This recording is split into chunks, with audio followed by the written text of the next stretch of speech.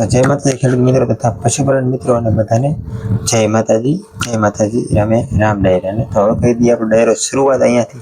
તો ચેનલમાં જો નવા આવ્યા હોય તો લાઈક કરો, શેર કરો, સબસ્ક્રાઈબ કરો. હું તમને કાયમ કહેતો હોઉં છું, પણ કારણ કે તમે અમુકને ખબર ન પડતી હોય ને કે સબસ્ક્રાઈબ ક્યાંથી કરાય, એના માટે મારે કેવું પડે. બાકી જેને ખબર છે એ તો કરી નાખે છે.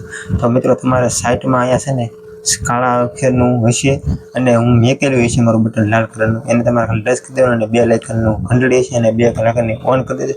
કારણ કે તમને લિસ્ટમાં વિડીયો જોવા મળશે અને મારો નવો વિડીયો અપલોડ કરું ને એ તમને બધાના પહેલા વિડીયો જોવા મળે, એના માટે 2 લાઇકન ઓન કરી દેજો. તો આપણે શરૂઆત કરીએ મિત્રો અમેરિકાના મકાઈની વાત. તો અમેરિકાની મકાઈ એટલે નામ તો સાંભળો મિત્રો, અમેરિકાનું મકાઈનું બી, તો કેવું હશે બી. તો આ વિડીયોમાં આપણે અમેરિકાની મકાઈની વાત કરવાની છે અને એની ખેતી કઈ રીતે કરવાની છે, આ નોલેજ હું તમને આ વિડીયોમાં આપવાનો છું. તો એના માટે મિત્રો તમારે પહેલાં તો કાંઈ કરવાનું નથી. મારું તો છે ને ઓર્ગોનિક જ વસ્તુ હશે ને ઓર્ગોનિક જ વિડીયો હોય, ઓર્ગોનિક જ માહિતી આપણને દેશી આપું છું. તો ઓર્ગોનિકની વાત કરીએ તો એના માટે તમે જે મકાઈ અમેરિકાની વાવવા માગતા હોય ને, તો હું પહેલાં તમને સાચી રીત કહી દઉં. તો એની વાવેતર કરવું કારે જ હોય, અને તો કારે સારા વાવેતર કર્યું હોય તો સારા એવા ભાવ મળે. બાકી તો આપણે પછી ચોમાસામાં વાવી તો કોઈ એના ભાવ ન મળે, બધાને અલગ ને હોય.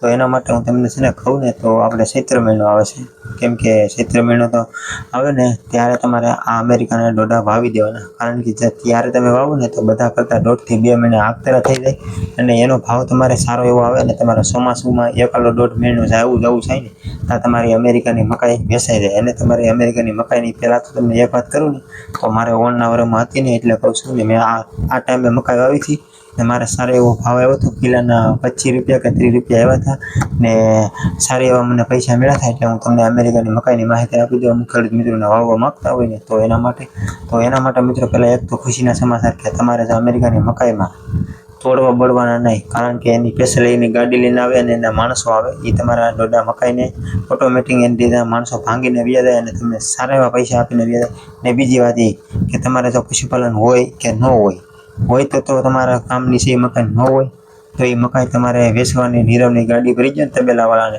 તો એ તમારી ગાડી લઈ જાય સારા એવા પૈસામાં. તો તમને 2 બાજુથી આવક મળે અને તમારા ચોમાસામાં એમાં બીજું કોઈ મોલ પણ વાવી શકો. કારણ કે આપણે છે કે ખાવરિયું ડુંગળી છે, પછી બીજું છે કે ઝાડ છે, પછી બીજું આપણે કોથમરી છે ચોમાસામાં. તો આ બધું વાવી શકો અને તમને 1માંથી 2 નીપજ મળે. અને અમેરિકાની મકાઈની વાવવાની રીત જોઈ ને એના માટે પહેલાં તો હું તમને આપણે મોળું પાડી દેવાય ને દાંડવે, એટલે કારણ કે એમાં હાથી હાલે ઝીણા હોય ત્યાં સુધી. અને બીજી વાત એ કે તમારે અમેરિકાના મકાઈનું બિયારણમાં છે ને પહેલાં દેશી ખાતર ભરી લેવાનું. દેશી ખાતર ભરશે ને એટલે એ તમારે અમેરિકાના ડોડા ફાડી નાખી એવા થશે અને સારું એવું ઉત્પાદન આપશે. કેમ કે આપણા અનુભવ પ્રમાણે આપણે તમને માહિતી છે, એનો અનુભવ આપણો બોલે છે.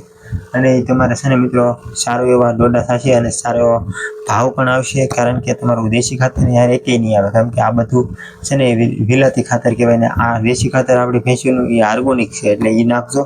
અને પછી તમારે ડોડા વાવવાની રીત કહી દઉં ને, તો તમારે આમ ઓઇલ હોય ને આપણે કપાસનો જેવો સાહ પાડીએ ને એવી રીતે તમારા મકાઈના સાહ હોય. એટલે એમાં કોઈ ટેન્શન જેવું નથી. તમને એમ થતું કે મને નહીં આવડે, પણ નહીં, આ વિડીયો જોઈ લો આખો, તમને બધું આવડે. તો હું તમને બધી માહિતી લાઈનમાં આપી. તો આપણા કપાસના સાહ હોય કે મિત્રો એની જેવો સાહ પાડેલા હોય, પહેલાં આપણે હાથીવાળા ભાઈ પડાવી દેવાના. અને પછી તમારે એને 1.5 ફૂટે એક મકાઈ વાવવાની.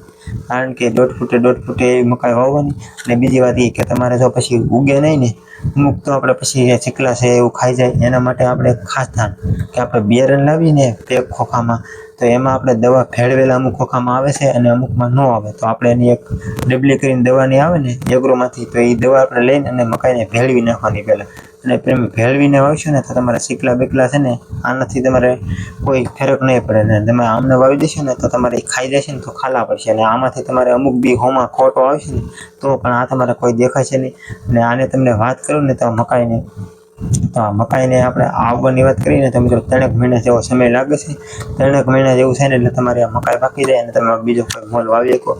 અને આ મકાઈની વેરાયટી તમને કહું ને તો તમારે 1 ફૂટ જેટલી પાકી છે. કારણ કે 1 ફૂટ જેટલી વેરાયટી થાય છે, આપણો અનુભવ છે. તો તમારે ખેતી કરવા માગતા હોય મકાઈની તો ખેતી કરજો, બહુ સારી એવી નિપજ મળે. પણ ટાઈમસર વાવજો અને ટાઈમસર તમારે પછી ખાતર છે, દવા છે, આ બધું કરજો. કારણ કે તમારે મકાઈ વાવ્યા પછી તમારે 15 થી 20 દિવસ, એટલે કે અવડી મકાઈ થઈ જશે ને અવડી પછી તમારે એમાં ઈયળો આવવાની શક્યતા રહેશે. કારણ કે મને ખબર છે.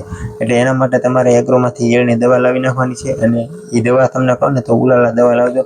કારણ કે ઉલાલા દવા તમને ખબર નહીં હોય, પણ હું કહી દઉં તો એ બેમાં ફાયદો થાય, કારણ કે ઈયળને માર નાખે છે અને બીજું કે કોળામણીની દવા આવે છે, એટલે કે તમારે મકાઈ કોળે, અને મકાઈ કોળે એટલે એ ઊંચી છે. અને તમારે પછી મહિના જેવું થાય ને પછી તમારે એમાં એકાલી વાર ઉરિયા ખાતર નાખી દેવાનું છે. ઉરિયા ખાતર નાખી દીધું અને પછી તમારી મકાઈ ઉપડી ગઈ, પછી તમારે એમાં કોઈ જાતની મહેનત નથી અને ખાલી ફક્ત પાણી છે. તો આ હતી મારી મકાઈનો વિડીયો. તો કેવો લાગ્યો મિત્રો? તમને મારો વિડીયો ગમ્યો છે? ગમ્યો હોય તો લાઈક કરો, શેર કરો અને સબસ્ક્રાઈબ કરો ચેનલમાં નવા હોય તો. અને મળીએ નવા વિડીયો સાથે. બધાને જય માતાજી, જય માતાજી, બાય બાય.